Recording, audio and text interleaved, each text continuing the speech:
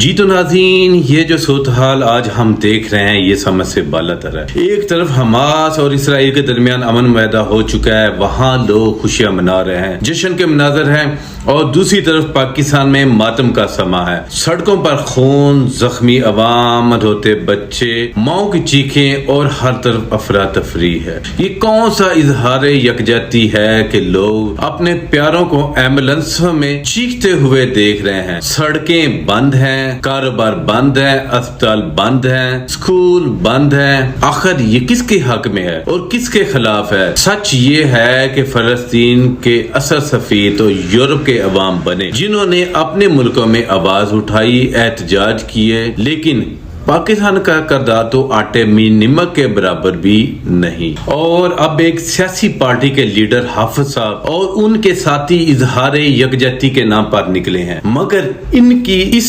یکجہتی نے عوام کو قید کر کے رکھ دیا ہے۔ کیا یہ دینداری ہے؟ کیا یہ خدمت ہے کہ اپنے ہی لوگوں کو تکلیف میں ڈال دیا جائے؟ اگر واقعی درد تھا، اگر سچی یکجہتی تھی، تو جب غزہ میں مائیں اپنے بچوں کی لاشیں اٹھا اٹھا کر تھک گئی تھی، جب وہ دنیا کو مدد کے لیے پکار رہی تھی، تو اس وقت تم کہاں تھے؟ اس وقت تو صرف صلاح الدین ایوبی کا پیروکار مشتاق احمد خان فلسطینی عوام کے ساتھ کھڑا تھا۔ اصل جہاد کا علم اسی نے بلند کیا۔